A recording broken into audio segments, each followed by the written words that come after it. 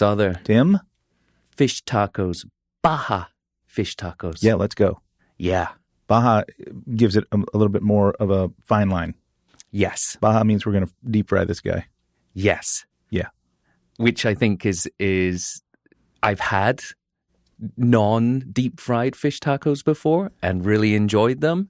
I think we'll get into maybe the merits and drawbacks of grilling fish, because obviously we both gravitate towards grills. Mm-hmm. But yeah, the Baja.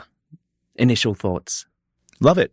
What do you mean initial thoughts? Like there's no possible world in which this combination of flavors and textures wouldn't be satisfying for me. Mm-hmm.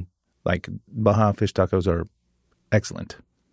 What I like about the fact of giving it that distinction as well, Baja, means that there are some very definite ingredients that we can hone in on and components, but then also discuss.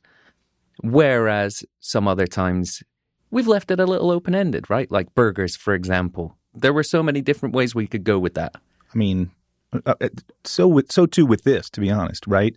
Tacos, pretty broad stroke, but if we're pointing at Baja specifically, that at least gives us a greater sense of direction.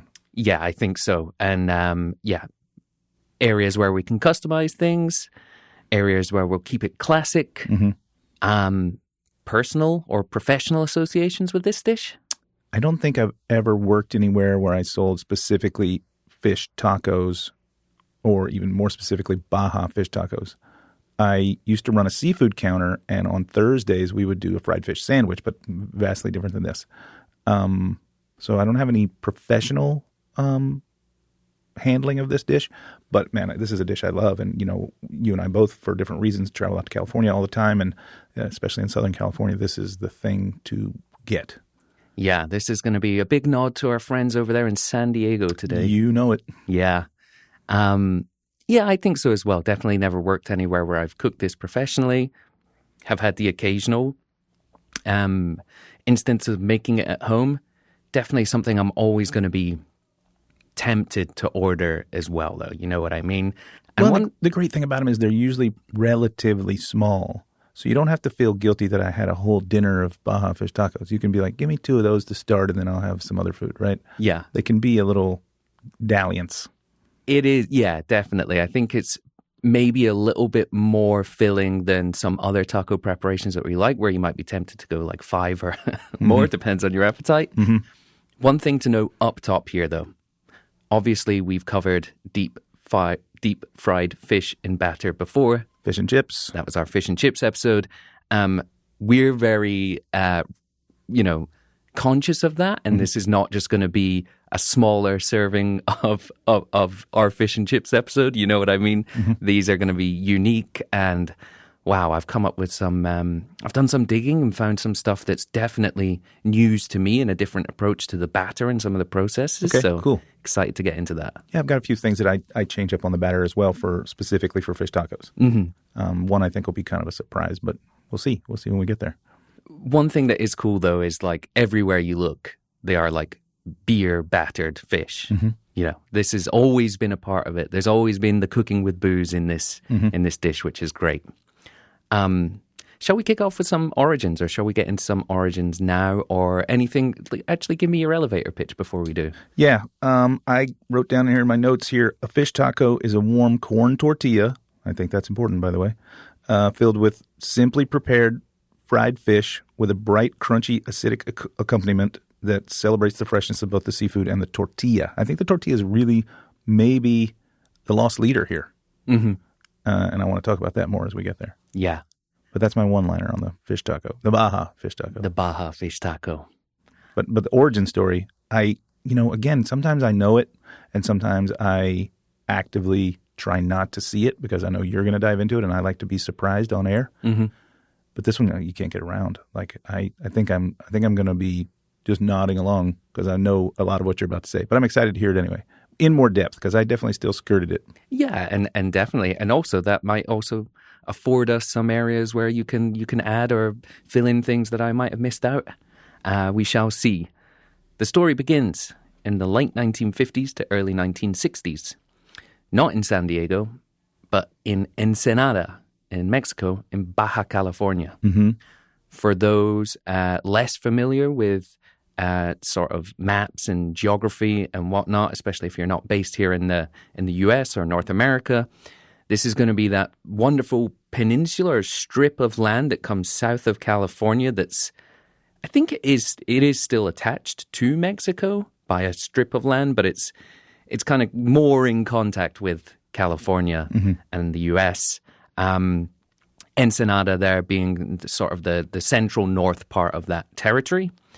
The cradle for this creation was the famous Mercado Negro, the black market, a loose cluster of around 20 stands near where there's this big business today called Agencia Arjona, which seems to be like a one-stop solution. Have you ever heard of this company? No.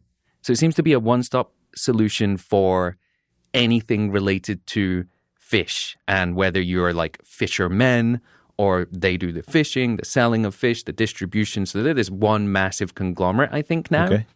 So where that building is now, that was the famous black market, obviously, as fish markets do, dealing in fresh catches from the day, and regional street food built around it just to sort of serve the people working there, shopping there.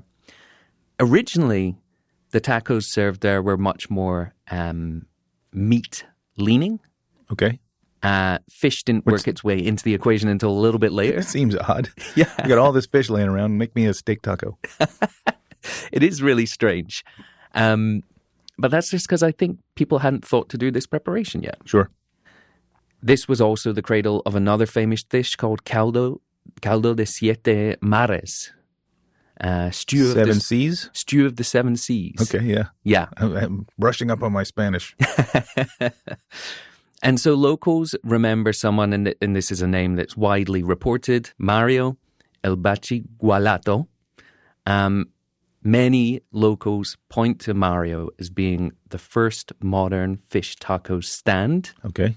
But interestingly, the fish tacos that he first served were grilled and not battered, and he used cheap, plentiful Angelito, Pacific angel shark, and topped it with nothing else than salsa bandera, a.k.a. pico de gallo. So that would be 1960, around the time where he started selling those fish tacos. So shark tacos, which I can kind of understand. You know, I grew up on the coast, and we would catch sharks off the pier when I was a kid, Makos. And once the shark is out of the water and dispatched, you have to butcher it right away. They release ammonia throughout their flesh. All sharks release ammonia throughout their flesh upon demise, and you have to butcher right away on site, or the flesh will have that ammonia smell and thus flavor. So I can see that if he was catching a lot of them, or if they were being caught a lot and butchered right on the boats, and he was right there, then it's also like, well, the clock's ticking on how fast I got to use it as well. So let's get it on the grill. Let's make this taco and sell these to these guys here who are doing all this fishing. Let's get it into people's mouths as soon as we can, yeah. This specific type, the Angelito, I believe is lower on the ammonium scale than other sharks. Looking into it, that was kind of news to me. I've never butchered fresh, sharks or whatnot, or mungered. Well, I tried to dance around it, but I'll lean into it a little bit. Sharks don't have a urinary system, so all the waste of what would be their urine seeps out through their flesh, and once their demise happens, it happens kind of automatically. Gotcha. So anatomically, there must be something specific to this one, also local variety. Sure. But otherwise, this is a fish with a sort of slightly sweet flavor. It's lean but firm. Can dry out quite easily if you are not careful with the cooking. But will retain its sort of structure and stuff, which makes sense if you're grilling or if you're deep frying. The taco, the Baja fish taco as we know it today, then evolved through a few other people at this market and beyond. 1963, Zeferino Mancia Fortuna is credited as the first to put batter on the fish. But I don't think deep frying it in the way that we would expect right now. There's a different pan and a different technique. And then someone called Pedro Alvarado whose stand had opened by 1961, was the one who pioneered the sort of frying technique. So Zeferino brings the batter, Pedro brings the frying technique, and then when the market closed in 1967, it was shut down for hygiene and sanitary reasons. Can be an issue when it comes to these markets. The taqueros scattered. Some stayed in the city, others moved to different parts of Baja California, including Socorro Negrete Rivera, who had taken over Mario's stand in 1963 and carried her fish tacos south to somewhere called San Felipe, which will become another important part of this story. Before we make the San Felipe connection, there's another connection to explore. Okay. Why the batter? Where does the batter come from? I don't know, but when you said that the first guy, I forgot his name, Fortuna? Zeferino. Fortuna, correct, yeah. Yeah. It stuck in my head because it sounded like his name was Fortunate. And I was like, all right, Fortunate. He's the fortunate one. You said it was a different batter. I envisioned immediately that sort of more eggy batter that goes on like chile rellenos, right? And I bet then the next guy came along and was like, well, let's make this thing a little more crispy instead of more like, I don't know how to describe that batter. It's more eggy. It's like the same batter used on French toast. Yeah. It's not going to have that crisp. No matter how long you keep it in the fryer, it's not going to come out crisp. It's going to come out like sort of that sort of tender, sort of soggy crisp is what Dave Chang calls it. when he talks about like General Tso's chicken or things like that, they're things that are like, it's just never going to get crunchy crisp. So I'm curious if that was the leap. And then flour's a little bit more readily available. Maybe it's a little bit more carry-aroundable. Well, especially as they scattered, you said they had to move out of the thing, and I guess, and that's surely how it got propagated as well, right? If we were concentrated, people were coming here and they were getting them or they weren't, but then we spread out and we brought them to the people. So I wonder whether, and this is where this question comes in, which is the Japanese question. Ensenada took in many Japanese immigrants during the early 20th century, and of course, with them, they would have brought such cooking techniques as tempura.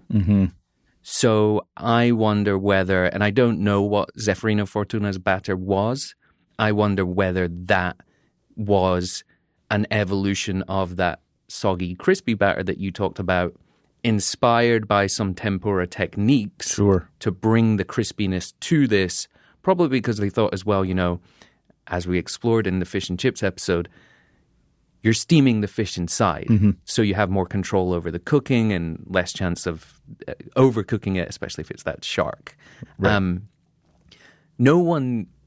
People believe this as a plausible theory, but no one's, as far as I can tell, been able to make a direct connection and say for sure that this is taken from Japanese tempura. Seems plausible to me. Sure.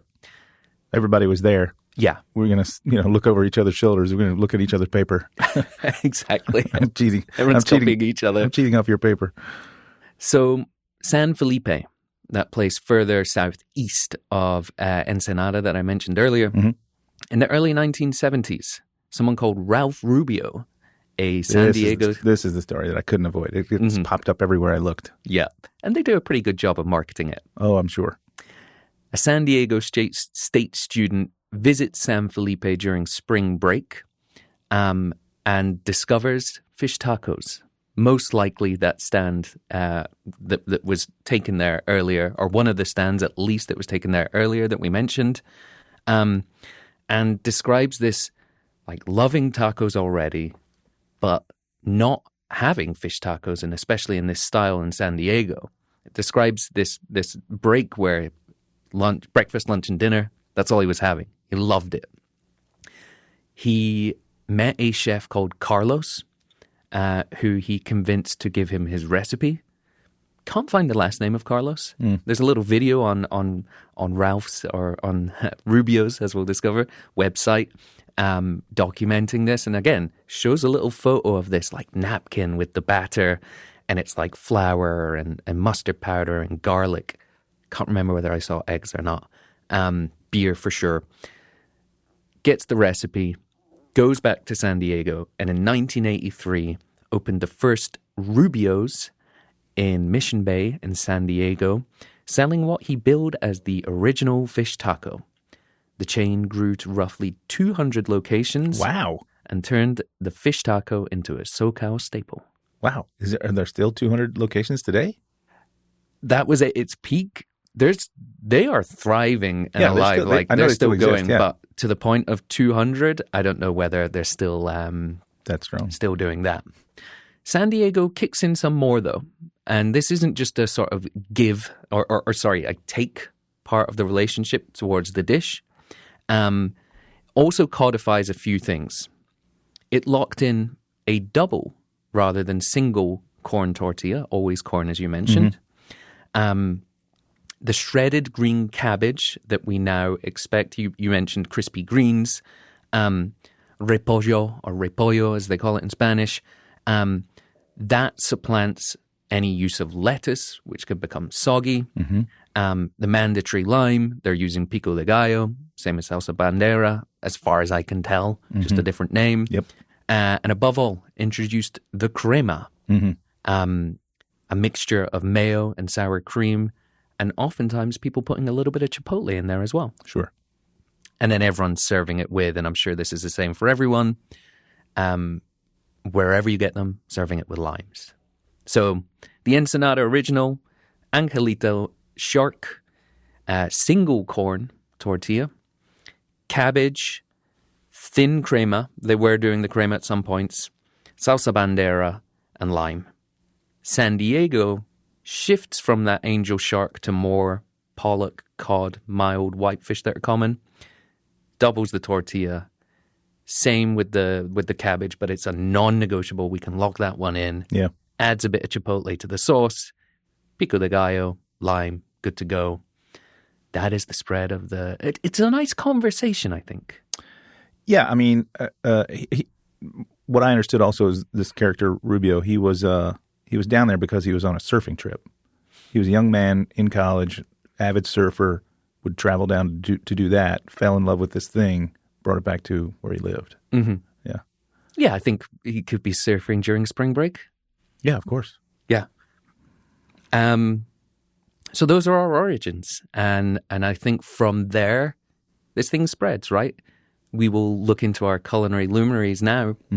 I've got some examples of people, or one example of like LA, and obviously LA really has embraced the taco and kind of mastered it in ways that there's nothing better than going to a taco truck or getting tacos in LA.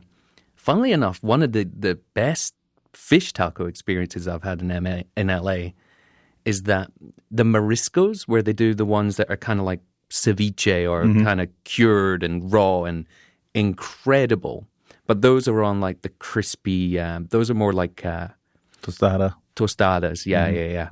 But I've enjoyed those, and certainly, you're baking under the sun. Very refreshing. Yeah. I mean, I have a few. Of course, I have Ralph Rubio because of his restaurants, and I didn't realize that there were that many. But that certainly introduced this style of taco to the bulk of the United States who, was paying attention at that time in the early 70s. Rick Bayless, famous dude who owns, restaurants in Chicago, but has spent, I think at this point, the bulk of his life down in Mexico. I remember watching his show when I was a young up-and-comer on PBS. It was called Mexico, One Plate at a Time. He was kind of really championed the notion that Mexican food is a success because every ingredient in every dish maintains an identifiable quotient rather than being buried by the other ingredients, and so he definitely leaned into that pretty heavy when he talked about fish tacos. There's a woman you'd probably be more familiar with than I am, Diana Kennedy. Do you know this woman? No. Oh, well, she was a British food writer, and considered to be the most, preeminent English language authority on Mexican cuisine. She wrote numerous books on the topic of Mexican cuisine. And her most famous book was called The Cuisines of Mexico. But she helped legitimize, I think, Mexican coastal cuisines for the American audience, right? Or the English speaking audience, I should say. So she was a huge influence. I looked up Jock and Julia. Not much to say from either one of them. I think this was really out of their wheelhouse, not really their lane. But they both, would say things like, Jacques' constant refrain is the quality of food starts with the quality of the ingredients. And I think that that's really paramount to this preparation, right? Everything has to be really good because there are so few things that we're going to have total, that everything has to stand forward. And Julia, I've said it, I think I've said this exact quote about her before. You don't have to cook fancy or complicated masterpieces, just good food from fresh ingredients. And I think that really is a backbone statement to what a Baja fish taco is. Mm-hmm. Totally. I think it's a dish as well. Like, I think you touched on this a few times.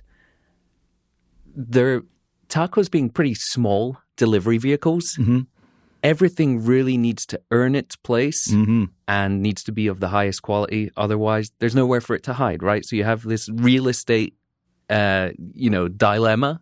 And therefore, if you're taking up a lot of real estate, you need to justify your place there. 100%. And the quick analogy for me on that is pizza. I don't know why that's the one that I jumped to, but the analogy or the similarity is you put too many things on here, and we're the diminishing of returns has started. I like a pizza that's like 3 items at the most, and that includes the cheese. Tacos need to be, as you said, they're small, so they need to be grabbable. So we can't put too many things on there just for that reason. But for the next reason is that I don't want anyone to outshine anyone else. Yeah. I saw, I'm forgetting the chef's name. There was a Munchies video with a Mexican chef who was doing this preparation, Baja fish tacos. And they were talking about that is a really real dilemma when you're making tacos for people, right? Or you're doing a taco spread. You don't want to offer too little, but it's really easy to make too much of stuff because you can't fit that much on there, especially if you're leaning towards stuff like avocado and guac. And he said a great trick is if you don't want it to seem like you've made too little, like a salsa or like a pico de gallo or whatever, it was make it really spicy.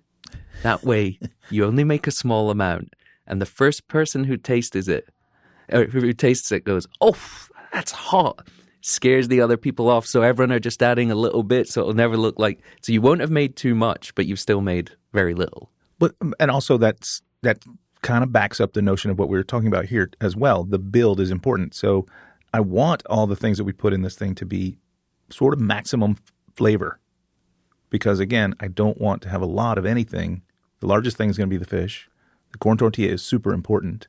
And then everything else needs to just be really it's garniture in the truest sense of the word in the culinary world. Like, this is the garniture for this entree. Yeah. Right? It's not garnish. It's garniture, which is different, right? Yeah. And every piece needs to have its own singular voice come through loud and clear. Mm-hmm. So, yeah, make your salsa extra spicy so you don't need much on purpose, not just so that we're, not using too much, just so that it's it doesn't have to take up as much room to be as impactful as it still can be. Mm-hmm. I'm still getting all the flavor of a tablespoon, but I'm only using a teaspoon. Totally, right? Yeah, it goes a long way. Yeah. More concentrated. One or two places that I dug up, Tacos Phoenix in Ensenada, opened in 1970. Is the one place that people continue to make pilgrimages to, tourists and locals. The street food interpretation kind of original style. They serve shark dredged in a tempura-like batter with mustard and spices. And I think that guy Carlos's recipe had mustard powder, which I think we might have discussed. No, he said malt vinegar powder for fish and chips. Mm-hmm.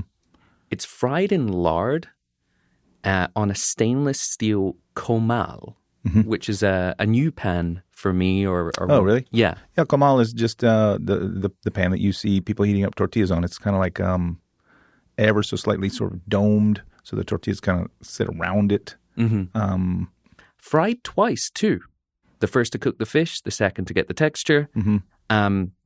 And the taco goes straight onto a warmed corn tortilla. And then they have the self-serve bar, so everyone helps themselves. And then another guy, just because we mentioned Los Angeles and their love of tacos, Wesley Avila, Guerrilla Tacos. was a Jonathan Gold favorite. And my God, I can't believe Jonathan Gold. We've never really discussed too much on this on this show before. It's true. Like absolute legend. Mm-hmm. So his background is in fine dining before he launched his acclaimed taco business. His direction, so fish cut to finger size, and I think that's consistent across the board with everyone, dusts the fish in cornstarch first before it hits a beer and egg batter. Beer and egg. Oh. So I wonder whether that's kind of the nod to tradition, as you kind of mentioned earlier. Curious. It seems to me that would make it a little heavier than I would want it, but I'm game to give anything a try.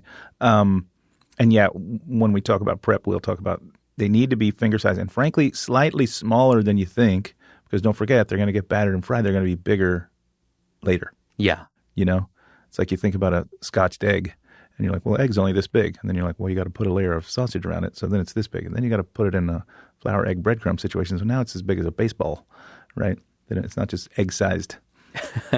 Is it scotched? That's how I've always said it. I think it's scotch. It's just scotch? I don't think scotching is a technique. Whereas Frenching, I will allow you.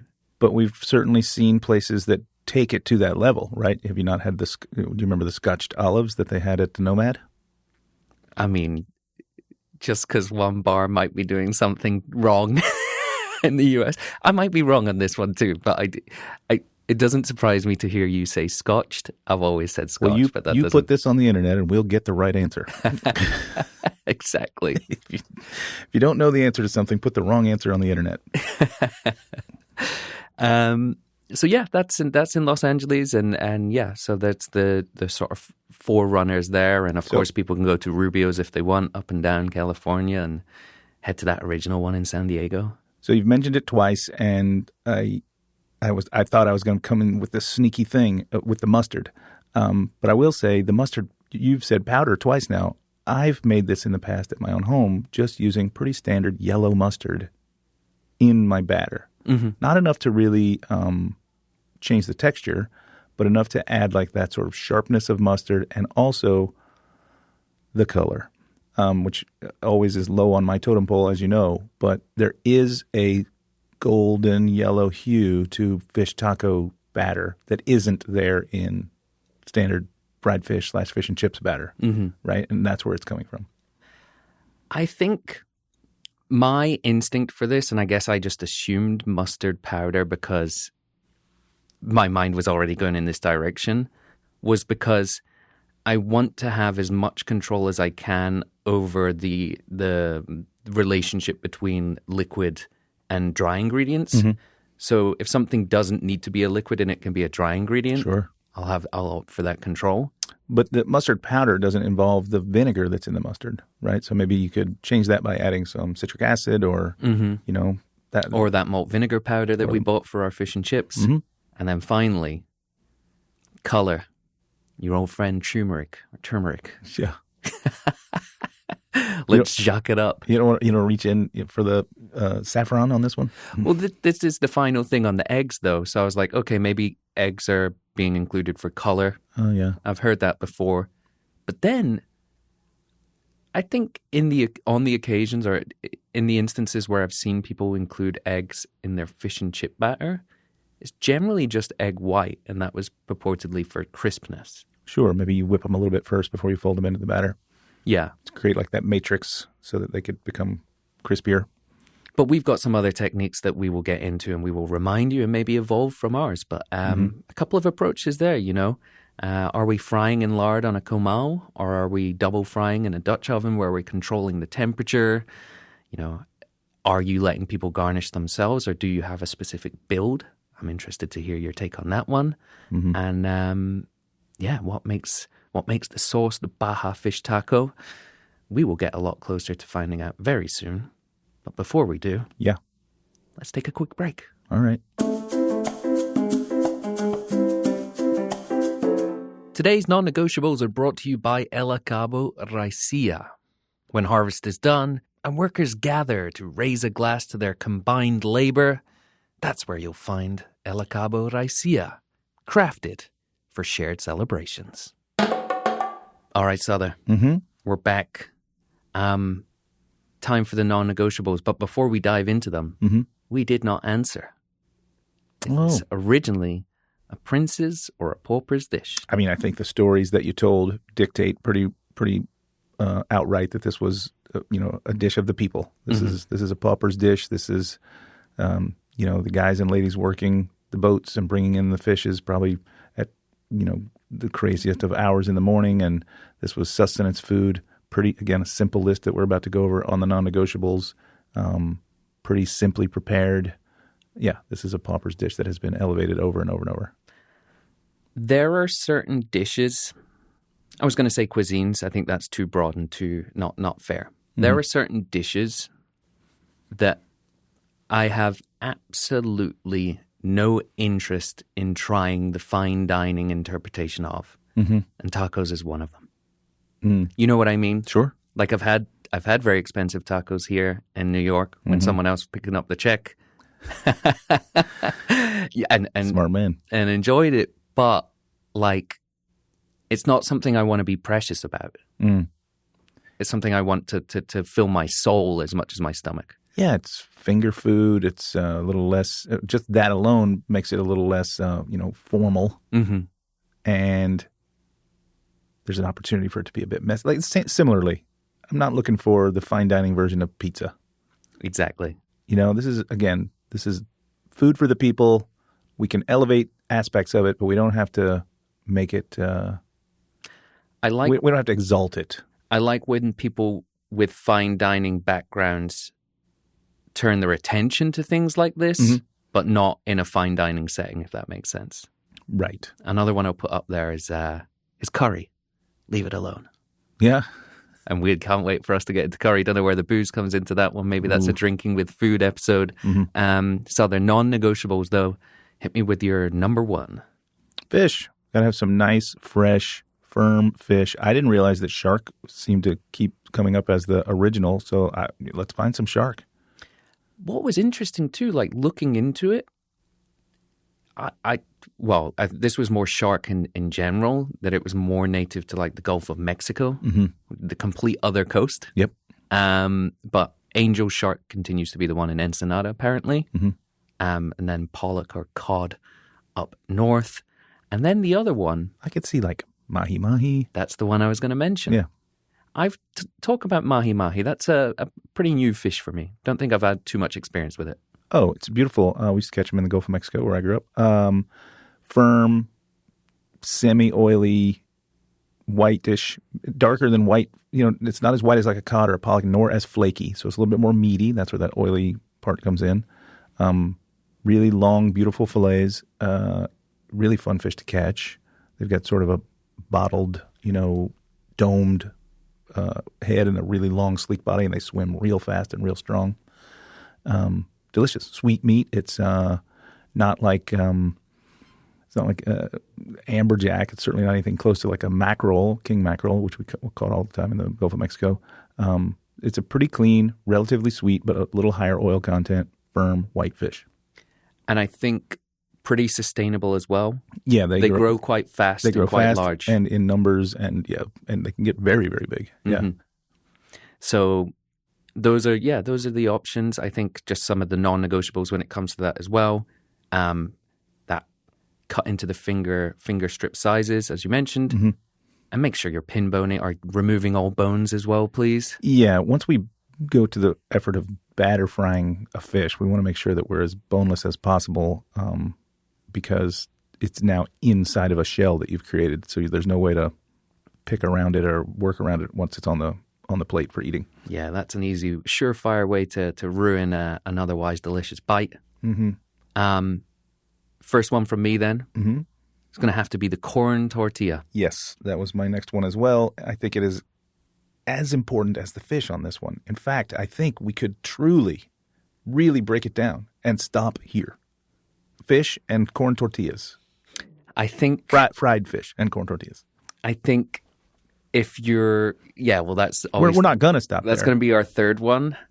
I think the remaining ones that I have on my list here are, in my mind, what makes it the Baja fish taco. Yeah. And that's what we're doing. Yeah. But I do think that I would be pretty happy dude if I got some fried fish on a corn tortilla that was warm and freshly made. I'm good to go. Let's go. I want all those other things. I would be a little bit disappointed if there's no sauce of some variety. All right. Well, there we go then. That's the third one, right? It's deep fried. Mm-hmm. There's a batter, and we're saying booze is a non-negotiable. Beer in the batter. Beer, yes. And then we'll put a pin in that, and we'll discuss further batter a little bit later. Sure. But I still have some non-negotiables. Again, I was just saying, like, we could really strip it down, and that's where it would be. We need that fresh, crunchy cabbage, which we can either dress or not dress, right? I've been to many places where they don't dress it because it sort of relies on whatever salsa or sauce you're putting on. And I've been to many places that dress it on its own as well, right? Yeah, I was going to say, if I'm on autopilot, I'm going salt and lime. Yeah. As standard. Mm-hmm. But you're saying like you could even just go like fully dry, just shredded, that's it? Yep.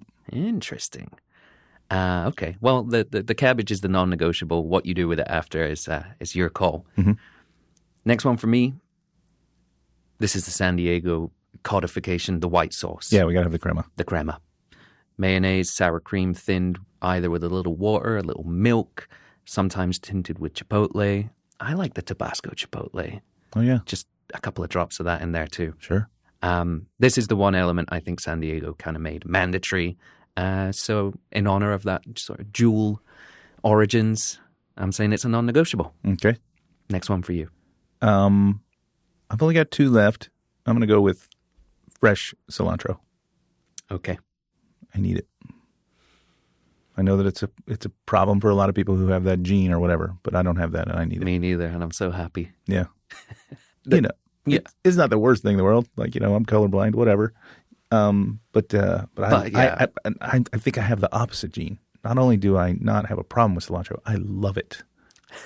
Like, I'll make a salad out of just cilantro leaves. I love it. It is the herb that I prepare most at home and use. I was going to say cook with. I more doing dressings and sauces and stuff with it than cooking with it. Although I recently found, I think through some of our studies, that much of what is the problem for people who have that gene to make them taste cilantro as soap is eradicated if it's cooked. So if you're making like your roasted tomatillo salsa verde, if you get your cilantro in there while it's still hot and you're processing it, it'll cook that part out. So then you can say, oh, I enjoy this dish and this flavor, but that part is gone. I'm going to try and test it on Natalie. Oh, yeah, she can't do it. I thought you were going to say that, like, those people who suffer from that get more enjoyment out of something else. So there's like, you lose out on this, but this becomes even better. I mean maybe there is. That probably exists somewhere. She loves mint chocolate ice cream, which I can't stand. Well, so you're saying cilantro, and you said you only had two more. So what was your other one? I thought you'd hit it. Salsa. Yeah. Some kind of pico-style salsa. So and correct me if I'm wrong. Again, my Spanish is busted, but pico de gallo is beak of the rooster. And it's because when you're grabbing a chip and dipping, your hand looks like the beak of a rooster. Mm-hmm. So, yeah. Why is English so boring? And then the salsa bandera being the other name. Do you know what that means? Bandera is like a sash you wear, right? Or flag. A flag, okay. So you got the red of your colors. tomato. Oh, okay, yeah, this one. The white of your onions, the green of your serranos, and or cilantro. And my final non-negotiable would be in that salsa. I might be putting my cilantro in there, so I didn't have that. But I can see both approaches. Okay. I think you have to serve this with lime. No ifs, no buts. Yeah. Okay. I'm on. It wasn't on my list, but I think I thought it was just going to be there, right? But that's what this list is for. Because we talked about this on something else, like if there's, I think it was on the shrimp paella, episode. maybe? Paella. I think it was on the shrimp episode. Oh, yeah. Where you were like, there's got to be a wedge of shrimp there, right? Or a wedge of lemon there. And I was like, I guess so, yeah. Yeah. Yeah. Like if it arrives at a restaurant and it's not on the plate, you're asking for it. Right. And as you said, if the server doesn't bring you it, I'm going to ask the bartender. I get a wedge of lemon. Some things that I don't want to see on there ever. Oh, okay. We have the opposite of the non-negotiables this time? What do you got? Yellow cheese. Oh, yeah. Is there cheese at all in a Baja fish taco? I don't want to think so. see any, but there might be cotija out there on the table just because you're doing the tacos, whatever. Is that even anywhere close to Baja? No, that's in Michoacan, right? No, but what I'm saying is, like, say you're doing a taco evening. Oh, sure. Or a Mexican-themed evening. Mm-hmm. It's going to be around. I'm not kicking anyone out of my house for putting, that on their fish taco, but no yellow cheese, please. No iceberg lettuce either. No. Which does have its place in the taco world, just not on this taco. Exactly. This taco needs that crispy cabbage to stand up to the piping hot, steaming inside fried fish situation, so it won't wilt. So, okay. Now, this is a great point to address this, and I'm curious to get your take.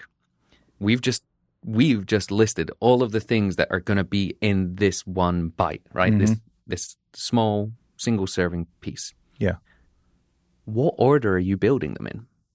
Yeah, that's going to be important as well. I'm going to lay my tortilla down, 2 of them, right? So you're going double? Yeah. You're going San Diego? You know what? I love that style because here's how I do it. And I may be completely doing it wrong, but this is the way I've always done it. I fold the top one up around the interior, and I pick it up and I eat it over the other one lying there.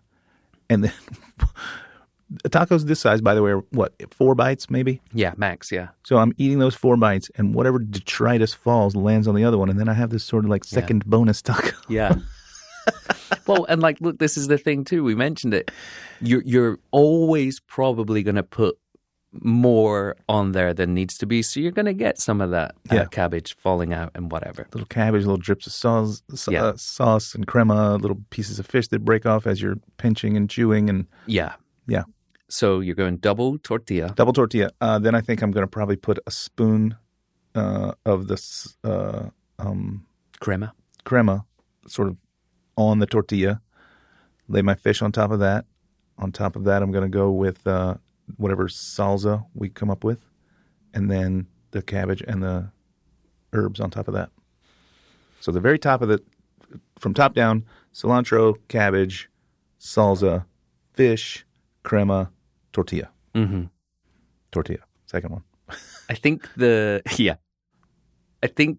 question for me was always like, okay, well, if you're going for the gold standard, you're trying not to disrupt the integrity of the tortilla, maybe with a sauce or maybe with the hot taco.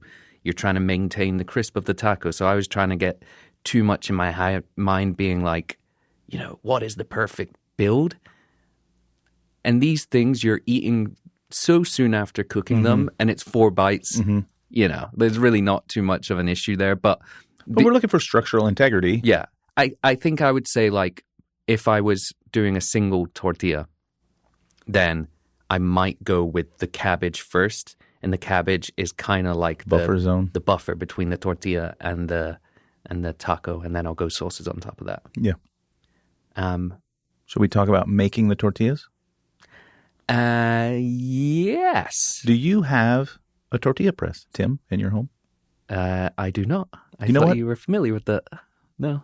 I don't have one either, and I don't know why I don't. I really want one. Because I do make corn tortillas at my house relatively frequently, and I roll them out, and I know for a fact if I would make them more if I had a press.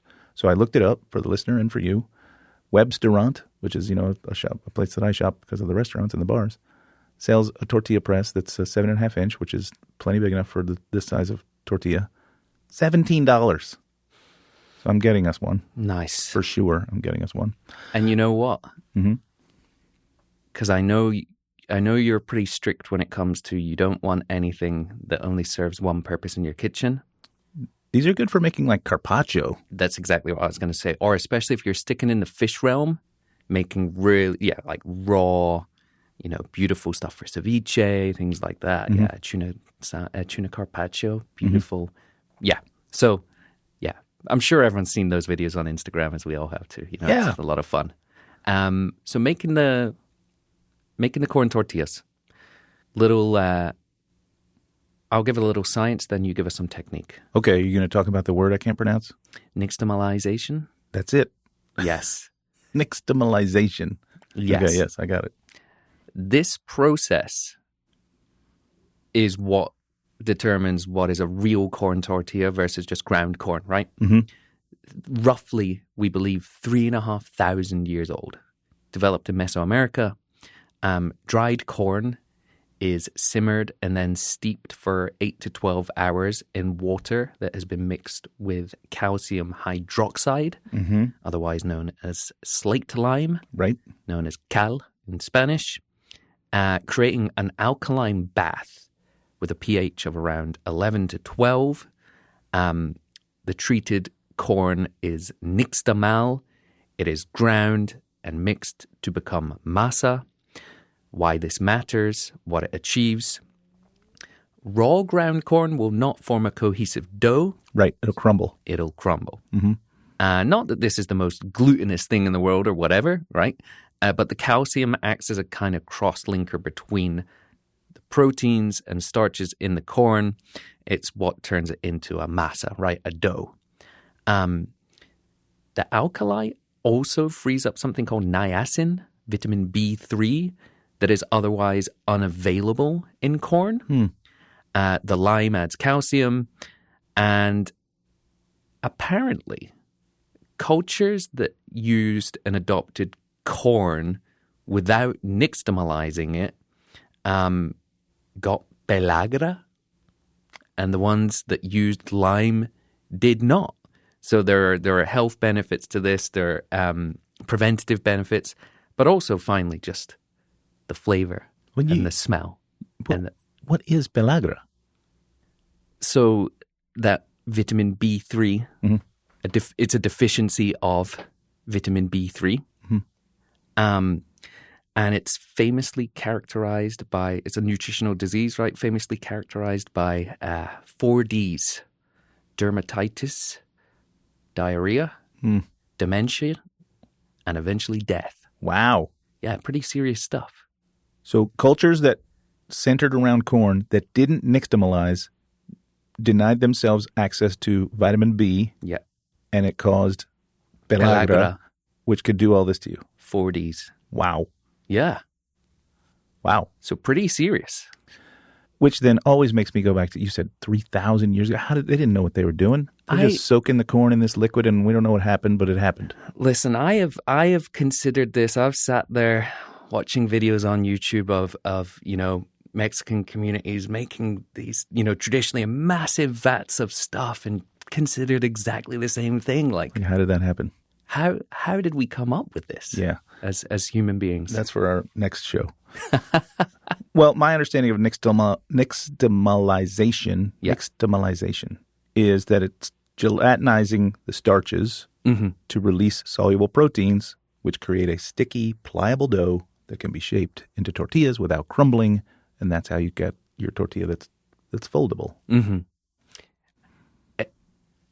One of the things, well, describe making it as well, because the texture doesn't feel right. Like if you're used to making bread, it's not that smooth. It's flake. The easiest example that I can give you, and I don't know if you had this as a kid where you grew up, Play-Doh. Yeah, the texture of dough for making corn tortillas feels like Play-Doh. It's a little bit like if you made a ball of it and you put your thumb into it, it would leave an indent, but it would sort of slowly bounce back a little. Yeah, but not really. Yeah. But luckily, we have a great product on the market that's easy to make corn tortillas with. Maseca, right? Which literally all you have to add to this is literally just water. You can get away with it, but I recommend you add a little bit of salt. But that's it. 3 ingredients, and you can have corn tortillas in 30 minutes. And it's just so much more rewarding. So much more rewarding. And also, not for nothing, do yourself a favor, listener. Go out and get a bag of Maseca and go ahead and buy those corn tortillas that you normally buy. Even if they're from kind of a local shop, I can't ever remember the name of the ones that I pick up here. There's a shop here in Brooklyn that makes them. Mission? No. No. I'm thinking of No, but and you can go there and pick them up. Still even warm. And that would be the closest thing. But even when you get them in the bag that they're in the grocery store, it's been there for a couple of days, who knows. But go and get a bag of Maseca. All you need is water and salt. Make these on the side. Try them side by side. You'll be blown away. And again, knowing that it's less than a 30-minute process, like why are you not making your own corn tortillas? And knowing that you're partaking in something that we've been doing for 3,000 years, apparently. 3,500 years. Right, and that also makes you understand that, like, why are tortillas so commonplace and so prolific? Abundant is the word I was looking for. It's because they are pretty easy to make once you have the things, right? So in every little town in Mexico that I've been to, they either have a tortilleria where you go pick it up, or they have a place where you go pick up the nixtamalized corn and go home and make them yourself, right? Totally. I think, yeah, that's the part that I don't want to be dealing with, that and grinding it by hand traditionally either. Yeah, because you got to get rid of the husk, right? It's it's an insoluble fiber that we can't digest in the first place, but also it doesn't it doesn't homogenize into the dough. Yeah. Right? So one of those things, and maybe final thing when it comes to making your own, it's going to impress people. Yeah, and again, you're going to be like the hero, and people are going to be like, oh my God, he makes his own corn tortillas. And you're going to be like, yeah, this cost me 30 minutes. And by the way, 28 of those minutes were passive. I was doing nothing for 20. It's 2 minutes of work. Totally. I'll run it down for you real fast just so you have it. 2 cups or 240 grams of maseca up against 1.5 cups or 355 milliliters of warm. It takes warm water, by the way, to half a teaspoon of salt. That's it. Fold those things together till they look like Play-Doh. Let it rest for about 30 minutes, and then ball it into about golf ball sizes and roll them out flat or press them in your tortilla press and put them on a hot surface. No oil, no nothing. Just get them on your comal, a.k.a. your cast iron pan, until for 30 seconds on each side, and you've got these beautiful, warm corn tortillas. Stack them in a pile, wrapped in a tea towel as you make them. They'll stay warm in there by themselves. That's it. Beautiful. So another big one for us today. Yeah, what's up? A theme. What's the theme? Let's talk about the booze in the dish. In the dish? In the dish. Well, we got beer in our batter for sure. We've got beer in our batter for sure.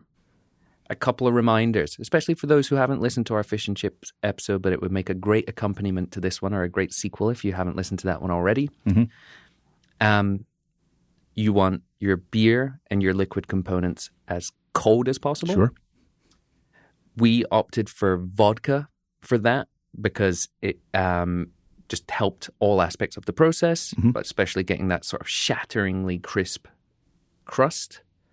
So all I was going to say for this, beyond the other ingredients that we've discussed, flour, maybe a bit of cornstarch, maybe the mustard powder, all those other things, if we're going for a spirituous alcohol. Oh, yeah, it's tequila. Tequila or even mezcal. Or even mezcal. Why not? Why not? Keep it in the freezer so it's nice and cold. Keep your beer as cold as possible as well. Obviously not in the freezer, it'll freeze. You could even go another step. We talked about it, I think, a little bit on the fish and chips episode, where we keep all of the dry components, get those cold as well. Just get it in a bowl and get it in the fridge while you're doing other prep work, et cetera. When it's time to make the batter, everything's as cold as possible. That's going to ensure you the most, as you just said, shatteringly crisp crust. And if you are able to make it the day before as well and let it rest and hydrate, yes, that's going to be even better. And as I've heard you say a few times on this show too, mix it until combined like a pancake batter. Don't try and do not overwork it. Don't try and work out the bumps of your friends. Yeah. And beyond that, yeah, have at it. Yeah. Any other areas in this dish where you're like, I might want to bring booze into this? Because I felt like, obviously we have the batter, but I want to try and go one more for our listeners here, considering we have done a batter before. Sure. I was going to talk about some negotiables. Cool. And I think I want to have something on the side, not necessarily even quote-unquote a side dish for this, but just an item that can be an accoutrement that's not necessarily in the taco. And that for me is going to be some form of pickle. So let's pickle some jalapenos and red onions and even maybe some garlic cloves, and let's make a brine. And in that brine, I was going to suggest, because I knew where you were going with the batter, tequila. I thought that's where you're going, but then you said mezcal. But I was going to suggest using mezcal in the pickle. So we have vinegar, sugar, salt, pickling spices, jalapenos, red onions, garlic cloves, mezcal. And I would say as well that this is the one component as well where you could argue some folks might try and bundle that into the non-negotiables, the pickled red onions, right? Those bright pink ones that come out. I think they've become so common with tacos that, some people will be like, where's my onions? But certainly not traditional. Yeah, I don't think so. And then another one, a clear and obvious one, especially for me, again, using mezcal, I make a hot sauce. I make 2 hot sauces that use mezcal. And hot sauces are very easy to make. They're not so easy to make on a grand scale, but they're very easy to make for your home use. Yeah. And so make yourself a nice hot sauce of some kind using whatever peppers you enjoy, whatever sort of vinegar acid that you enjoy, maybe a fruit that you like. Mine particularly is habanero, pineapple, mezcal. Pretty straightforward. But you can go in there with anything you want. Get that buzzed up, and then you can just drizzle in a little mezcal at the end. So it doesn't go through any cooking process. So you can get a real burst of aroma and a little bit of flavor off of it too. I was going to suggest as well, and I thought you might be going down this route earlier. I wouldn't say it's a side dish because it needs other things for it to be consumed. Mm-hmm. But a classic tomatillo salsa, a green salsa, right? What I love about it's so simple as well, right? You're getting on a sheet pan, you're getting your tomatillos, which, okay, they're kind of annoying to peel and they're sticky and whatnot. But it's really not that hard. White onions, some chilies in there.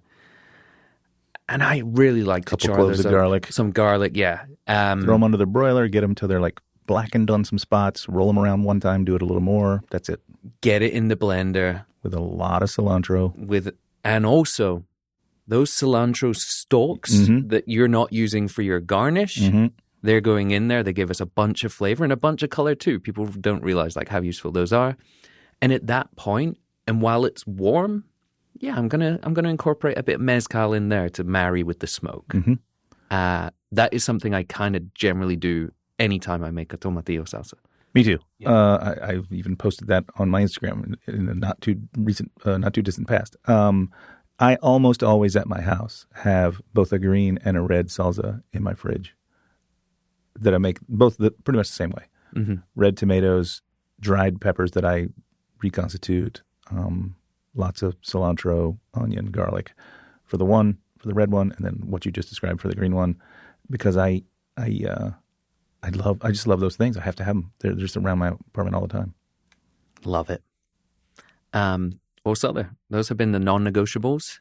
It's been some science for us there and additional ways to work booze into the dish. We're going to take another quick break now. Then we'll be back with the preparation. You know what we're not going to share in the preparation, though? What's that? Quantities of ingredients. Yeah, you know why? Because it's not a fun conversation. No. It doesn't sound... I don't enjoy it, listening. I don't want to take notes. I don't want to interrupt what I'm doing. I like to think of podcasts as what my ears are doing, while my eyes are doing something else. Might be cooking, might be driving. I don't want to be taking notes. So for those folks who do want the sourced Baja fish tacos recipe and every recipe we've ever done on this podcast, both food and drink, you can become a premium subscriber, $7 a month, $70 for the year. That's a 2-month discount. Sure is. And you get a bunch of other perks as well, folks. But you'll get those recipe cards in your inbox every week. And yeah, seen a lot of people subscribing recently. So thanks to all our new subscribers and friends. We see you. Yeah. We appreciate you. Thanks to El Cabo Raicilla for presenting today's non-negotiables. For an authentic intro into the dazzling world of raicilla, head to the show notes to learn more about El Cabo Raicilla today. Today's preparation is brought to you by Underberg.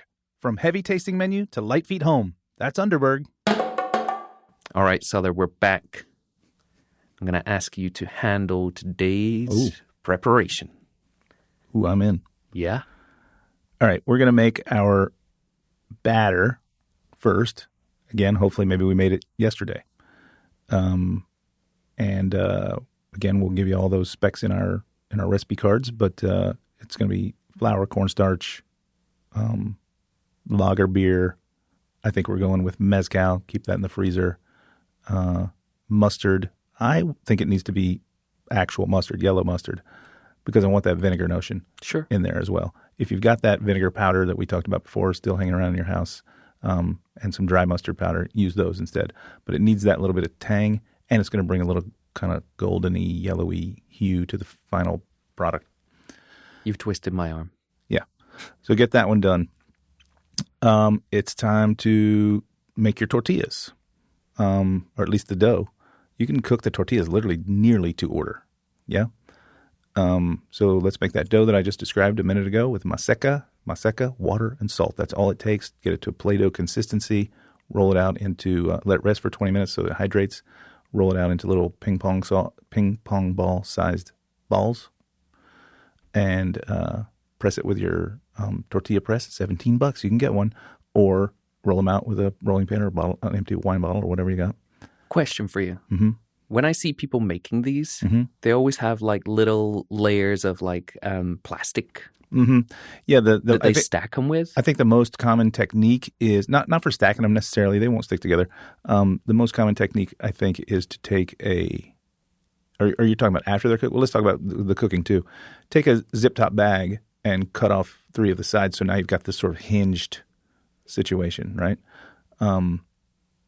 And you lay that on your tortilla press or your board if you're rolling them out. You put the ball of dough down. You fold it over. It's just like when you're pounding out a piece of food to make a cutlet or what have you. But I've seen people, so they're stacking them on those. So then when it comes to cooking, you're just taking the top layer off and you're just slapping it on the grill and peeling the plastic back and then doing that. And they're just layering on top of each other. I have never had that issue, but I also make them in the batch of like 20. Okay. So maybe I'm moving fast enough that there's no... Or you're probably doing both things at once, whereas other people are maybe being like, okay, I'm going to make a bunch of these and get Anyway, yeah, I don't think you need that, but certainly something to consider. And they sell deli papers that are cut to size or whatever. Just grab some of those. Yeah. Okay, so now you got your dough made and you're ready to. So now you press them out using the technique we just described with the zip top bag or a couple of sheets of plastic or what have you. And then now, let's get that fish. Cut into those finger sizes. Again, it's a little bit smaller than you think you're going to need because they're going to be bigger because they're going to be wrapped in batter. And the batter is going to puff some. And that's ideal. We want that, right? That's going to give us some airy, light, crisp situation. You've got your oil cranked up to around 350. And that oil is, something pretty neutral. I don't know. I think we talked about this before, but I like peanut oil. But I understand that there are people that have a problem with that.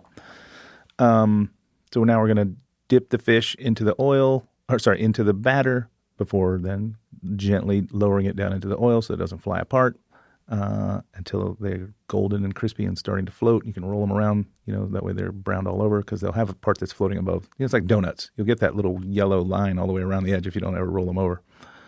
Then we're going to we've already made our crema we talked about before, mayonnaise, sour cream, a bit of milk or even water to thin it out, and then let's buzz in some chili adobo. Adobo, thank you. Yeah, I was struggling for the word. Chipotle. I was thinking adobe, like the computer thing. Chipotle, yeah, the sort of liquidy, the pasty part that's all around your chipotle peppers. And by the way, I only recently, on accident, realized that they sell that on its own. Mm-hmm. You can just buy a can of adobo. I went to grab a can of chili. Chipotles, and I got home and I was like, wait, there's none in here. Then I looked at the label and I was like, oh, I thought like I got like a mistake can. I was like, there's none in here. There are none here. So yeah, you're just going to, measure with your heart on this thing, spoon in enough to make it the right color / taste as you taste it, and maybe squeeze a lime in there too, who knows. So now you got that made. You got your tortillas in process. You got your fish is frying. You've got your cabbage that has been shredded as thinly as possible, right? I want it to be really fine, thinner than angel hair, that's been dressed with a bit of just lime juice and salt for maybe 10 minutes. That way it's begun to wilt, but it's still super crispy and fresh. And then it's time for assembly. Slapping your tortillas down on a cast iron pan or a comal if you have one until, 30 seconds or so on each side until they're pliable but cooked. 2 tortillas down.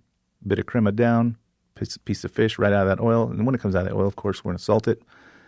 On top of that, we're going, I skipped our pico de gallo. Sorry.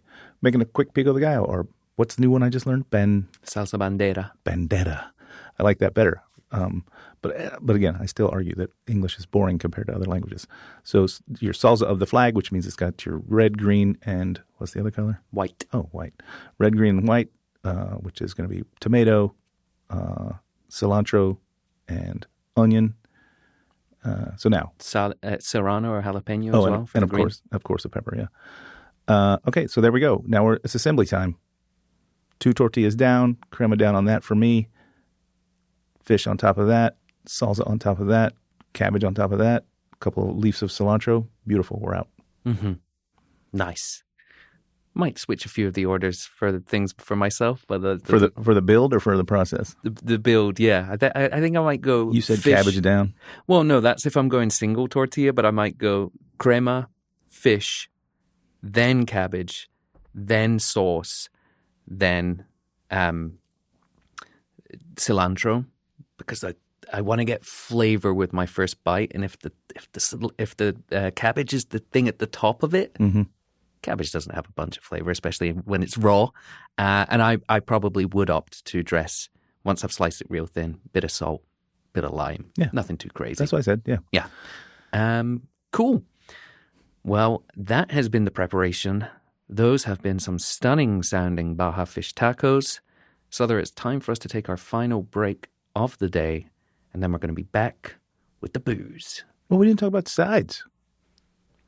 I figured that was a big, in as much, I figured that was everything. I mean, like, yeah, okay, we spoke about the tomatillo salsa. I did talk about pickled onions and... We talked about, yeah. All right, we're good. We said no cheese. No cheese. Yeah, and then anything else, I don't know whether we're going to be breaking ground if we're telling people, you know what goes well with tacos? Corn. Chips and guacamole. Yeah, chips and salsa. Wow, these sauced boys, they really know their stuff. They're digging deep. No, yeah, but if there's anything else, and I will say again, I mentioned this, just before we do break, I mentioned this in our carne asada episode, that book, Asada. Mm-hmm. I went in there on the off chance that they might have some Baja fish tacos there. Definitely not, because they're grilling everything. But my God, some of the seafood preparations they have going on there look incredible. And also just any of the sides you want. It's a great resource. I just wanted to give that a little shout out again. Great book. Bricia Lopez, I think is the author's name, not on the top of my head. All right then, Sother. As promised, break them booze. Yep.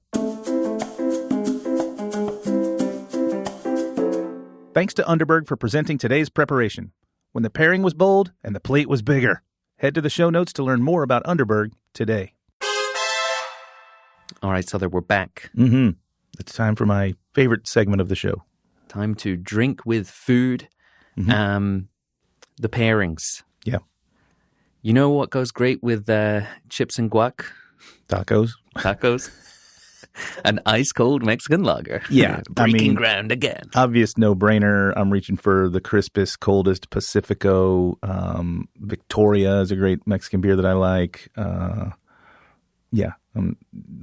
Let's get a cold, frosty beer. One of the things I will say when it comes to the craft beer movement, I would say increasingly, and it's not a new thing, but increasingly as hazy IPA sort of fatigue creeps in, seeing a lot more craft breweries giving a handle or some attention to lagers, but like stylizing it and saying we're doing a Mexican style lager or an Italian style lager, you know what I mean, or a Pilsner. That's awesome because I want them to be giving the props, but also there's a time and a place for an ice cold Modelo or whatever, Victoria, like you say, but I think we like supporting local and smaller. It's true, here. we do, yeah. And it is true that craft delivers so much more flavor than macro on all fronts. So, check out your local craft brewery. See if they make a Mexican style lager. Yeah, there's a few. Fill the cooler. Yeah, there's even Athletic that makes all the NA beers. They make a Mexican style lager that's really good. I love getting a couple of NA beers in the cooler as well when I'm grilling or when I'm outdoors, just to pace myself throughout out there the day. Zebra striping. Exactly. Otherwise, wine. Any thoughts? Albarino? Yeah. Yeah. Verdejo came up again recently. Sure. Seafood, light, crisp, fruity, coastal, acidic. Yeah. Delicious. You want a list of cocktails? I've got a cocktail for us here today, but I know I'm sure you've come armed with a cocktail. I am. But I just want to also just list some commons, some classics, some commons that are out there. Obviously, we're having a margarita. Mm-hmm. Maybe even the bulldog. Is that what it's called? The one where you get the pony of any Mexican lager and tip it upside down into your margarita. Oh, I know that is the Corona-rita. If it's specifically Corona, but I think the technique is called bulldog, right? When you just turn that little bottle, you make your margarita in a huge glass, and you have that tiny pony bottle of beer that you turn upside down in there, and it, through capillary action, it glugs down into your drink as you're drinking it. Someone holds the patent for that device. The device, the thing that holds the bottle there? Yeah. Is the device called the bulldog, maybe? No. No. I once tried to do a deep dive on it and tried to get hold of them because I thought it might make a fun story, but could never connect with them. But yeah, there's a specific patent. I mean, everything has a patent for that. Yeah, and even if you're not using Corona, I think it's just like, it's not the number one selling Mexican beer in America anymore. But for the most part, it was the thing that seeded Mexican beer, I think, in Americans' minds. Yeah. But yeah. So a margarita, the Coronita, whatever we're going to call it, the Paloma, delicious, grapefruit soda, tequila, very quenching, very refreshing. The Dove or pigeon? Dove. Ranch water, just tequila seltzer with some lime. Ooh, I think Texas would maybe raise an eyebrow at that just. Well, tequila, Topo Chico, and lime, that's the traditional one, right? And then the Batanga. Do you know this one? Yes. There's some internet guys who made this drink go nuts last year. Let's skip past them. Okay. And let's go to the people who actually made it. Yeah. And there's a guy in Jalisco. It's, Jalisco, because I've been there. Mm-hmm. And I'm struggling now to even think of the name of the place. I forget the name of the place, but the man was or continues to be famous. Well, the story is still famous for the individual who created it, and he had this specific knife. But it's Coca-Cola, tequila, lime. Yep, in a heavily salted rimmed glass, tall over ice. Yeah, delicious and refreshing. Yeah, it is to tequila what the Cuba Libre is to rum. Sure. Yeah, fantastic way to put it. I'm sad that neither of us can remember his name. But I'm sad that it wasn't. I just audibled it because it's not on my list, and I was like, oh yeah, the Batanga. I kind of forgot about it. Well, so I guess my thing was with you were mentioning a bunch of people kind of made it famous or whatever recently. They didn't do a very good job of telling the full story if neither of us are sat here remembering the person's name. True that. And didn't give enough. And I've even been there, which is even crazier. Yeah. But look, great drink and anything to sell more booze and to highlight on regional stuff. Amazing. Good. Yeah. And then you have a cocktail that you created for us. I have one as well. I do. We can go head to head. Mm-hmm. This is not what you're going to be expecting from me, I don't think. I don't think mine's going to be what you're expecting from me either, to be honest. I don't. This is a little bit of a left field for me. Okay. For what you think of me, I think. We'll see. Let's go. Likewise. So obviously, one of the great modern agave spirits cocktails is the Oaxaca Old Fashioned. Mm-hmm. For those who are not familiar with it, it was created by a bartender called Phil Ward in 2007 while he was working at Death & Co. Mm-hmm. Phil being the opening head bartender of that place, I believe. He swapped out whiskey for a split base of reposado tequila and mezcal, and he swapped the sugar component of the Old Fashioned for agave syrup, agave nectar, finished with Angostura and a flamed orange twist, I want to say. Mm-hmm. obviously this helps popularize mezcal and bring it somewhat into the mainstream in America, but also builds upon that thing called the Mr. Potato Head philosophy, where it's like you can take the structure of a drink and you can start pulling out components, replacing them with something else, and thus the Old Fashioned transforms into a category of drinks rather than just a cocktail. Mm-hmm. So I thought the Baja Old Fashioned is the one that I want to say today, or Baja inspired, right?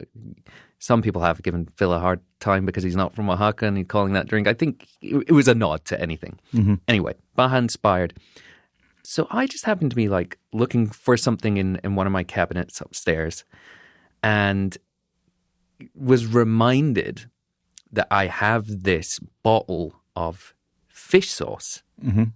that was aged in bourbon barrels. Yes, I remember you showed this to me. It's this company called Bliss, B-L-I-S, and they specify in a range of different like maple syrups and bourbon-barrel-aged products. I was writing a story about them during the pandemic. They sent me a bunch of their stuff. Oh, neat. And got to try it. Really tasty. I was shocked to discover a fish sauce rested in bourbon barrels, but I was reliably informed, apparently, that when they brought this thing out, and they really do cater to like bartenders and trying to be part of the drinks conversation as well as food, they were doing shots of this thing at festivals. It's non-alcoholic, obviously. It's just fish sauce, and people are doing shots of it. It is delicious, and it's sweet, and it's intense, and it's umami. So I was like, well, what if we could incorporate a bit of that and a bit of their maple syrup into an old-fashioned? So I thought 1.5 ounces of aged tequila, can be añejo, can be reposado, whatever you want. Mm-hmm. Probably go añejo because we're bringing maple in. Okay. 1/2 ounce of mezcal, joven. 1 teaspoon or 1 bar spoon of maple syrup from these guys if you have access to it. And then 3 to 5 drops from like a saline drop or whatever of this fish sauce. And stirred over ice. With 2 dashes of Ango, stirred over ice, served with a big rock, and we'll keep it classic with the orange twist. The Baja Old Fashioned. I'm very intrigued by the notion of like the 3 eye drops of the fish sauce. This is just a unique way to bring saline, right? Many a bartender, including myself, has a saline solution behind the bar. A couple of drops will help a lot of different cocktails pop, and I think this is doing the same function, but it's also bringing another layer of like umami and kind of funk. Well, so saline is to salt for your cocktail. Mm-hmm. What simple syrup is to, or like saline is salt and water, right? Mm-hmm. You're getting salt but no flavor. Right. Simple syrup, you're getting sweetness but no flavor. Mm-hmm. So what we're doing in effect here is like we're doing a demerara syrup, or we're bringing, compound. A compound, yeah. So we're introducing flavor plus the desired effect, salinity. This sounds really good to me. I thought you might like that one, but when do you ever see me making old fashions? That's also, you went out of your box. You got a name for this? The Baja Old Fashioned. Oh, the Baja, yeah. The Baja inspired old Baja fashioned. inspired is for the listeners, but for cleanliness.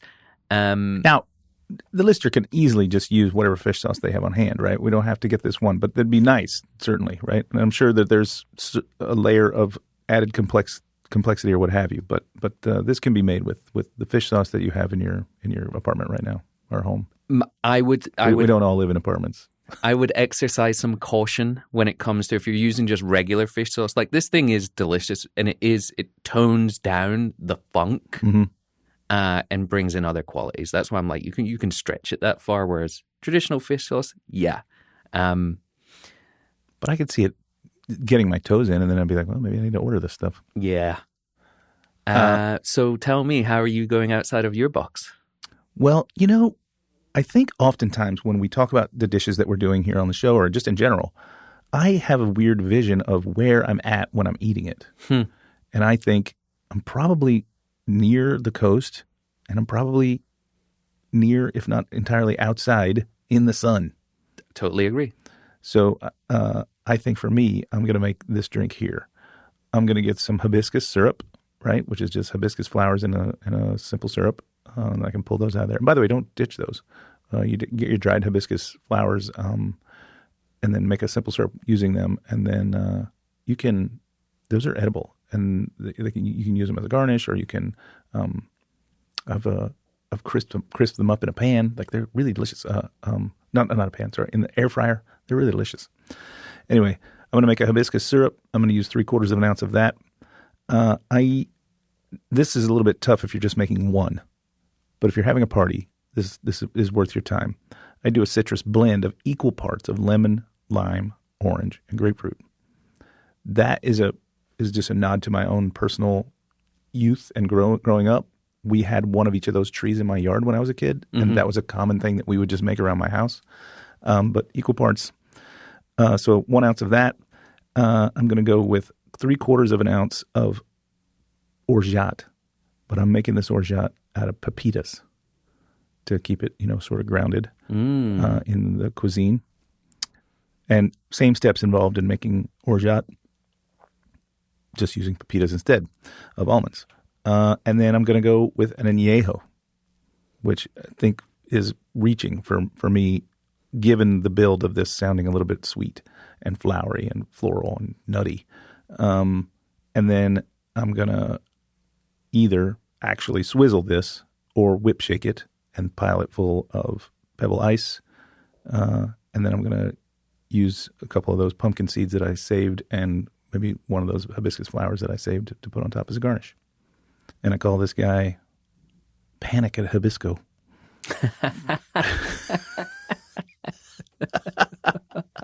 I usually let you name them, but this is one from my pocket. This used to be on menu at a place that I used to have.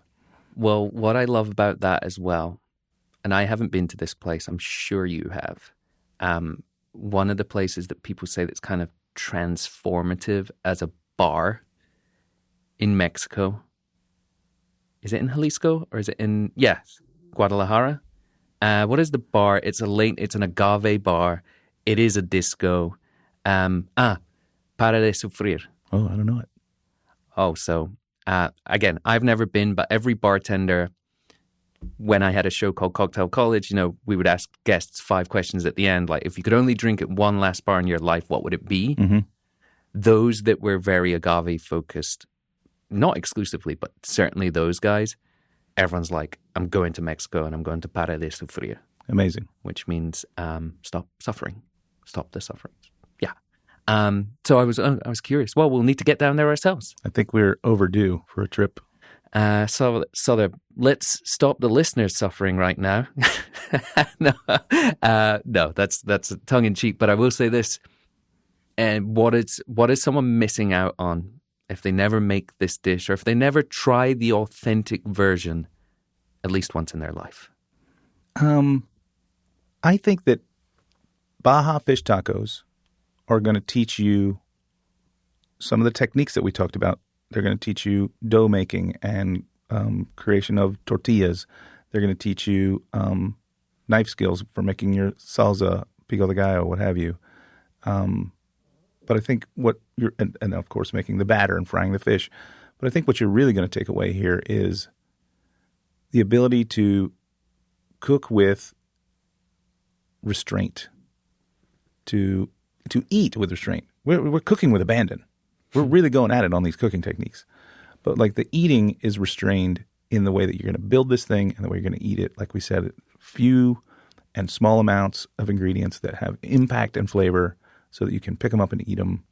I think that's what you're going to get here. You're going to get lessons in restraint. Mm-hmm. Yeah, especially when it comes to putting together those bites. And definitely. You mentioned sort of having a very visual, or like you know exactly where you are when you're eating this. Mm-hmm. You can envision it. Yeah. Today, as we're recording, is a Tuesday. Yeah. Some folks might say the perfect day for tacos. It's Taco Tuesday. It's Taco Tuesday. I didn't even think of that. However, we might not have been able to say that officially. Oh no. Is this like the big game? So for decades. Does someone own the phrase Taco Tuesday? The Wyoming chain, Taco John's, held a federal trademark on the term Taco Tuesday in 49 different states. New Jersey was the lone holdout, because I know you were wondering. I was about to ask. Tried to enforce this. In May 2023, Taco Bell filed a petition to cancel the trademark, arguing that nobody should own such a common phrase. Mm-hmm. And LeBron James, the basketball player, who, I don't know, I'm sure you don't follow him on Instagram.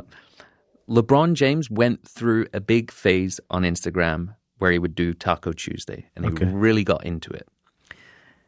He joined the fight, but only because in 2019, he himself tried to trademark the term Taco Tuesday. He was denied by the trademark office because it was a commonplace term. So he joins forces with Taco Bell and says, Taco Tuesday is a tradition that everyone should be able to celebrate, which I find slightly ironic coming from a man who also decided to try and trademark it. Right. It sounds like I didn't get it, so no one can have it. So no one can have it, and that's unfair, and that seems a little bit disingenuous to me. However, on July 18th, 2023, Taco John's gave up the name rather than fight, and Taco Tuesday is free for everyone to enjoy and to say on podcasts. 2023. This is recent history, man. Wow. I had no idea. This is another one for the Porco. The Porco fun fact, the Porco litigation fact of the week. Porco just working his way through law school. So yeah, that was my final tidbit for... Well, I just got a message from Maurice. And Maurice says, why can't you remember that it's called La Capilla de Don Javier, right? Don Javier Delgado Corona is the owner of La Capilla, where the batanga was created. Nice. Thank you, Maurice, for calling in. Thank you, Maurice. Oui, chef. And given that I mentioned Cocktail College over there, I believe the episode where we covered the batanga and go into much more detail on it and the origin is right there. And there's definitely a knife involved, and that's all I can remember. Knives and limes and cokes and... Yeah, the whole deal, I mean, I can tell you real quick, the whole deal is he used, I think the gentleman has passed away, but he used a specific knife to slice the limes that he was squeezing into your drink, but then he would just use that knife to then stir the drink. And that kind of became the sort of like visual of this drink, you know, like there's a lot of drinks that have like the iconic martini glass, or whether there was a visual that was attached to this drink. It was this gentleman stirring your drink with a knife. And then the lore started. It was like, well, there's still lime juice on the knife, and you're getting all the juice and all these things, whatever. Doesn't really matter. But it's a heavily salted edge, rim, whatever, tequila, Coca-Cola, lime juice, and it's shockingly delicious, to be honest. I wouldn't be surprised if there's also part of the story where people like, and you know he never washes the knife. Oh, so yeah, no. 100 years worth, well, not 100, but, you know, 15 years worth of lime juice build up, caked on there. Yeah. It used to be a sword. The acid's just eating it. It's getting smaller with every decade.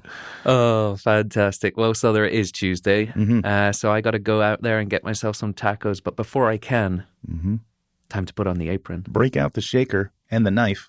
And let's get frying. And shaking. I don't know. You lost me. Let's get drinking. Cheers. Cheers, buddy. Sourced is recorded and produced by The Coaster, an independent podcast network based in Brooklyn, New York. Huge thanks to Charlotte Ager for designing our show logo, as well as the beautiful illustrations on our digital recipe cards. And thank you to George Miata for composing our awesome theme music. Escucha eso. Big thanks as well to all of our partners on today's episode. Please head to the show notes to check them out. We truly couldn't make this show without their support. And speaking of support, thank you to our premium subscribers, especially our founding tier backers from Kickstarter. And finally, thanks to you, listener, for joining us on this journey. Until next time, let's get sauced.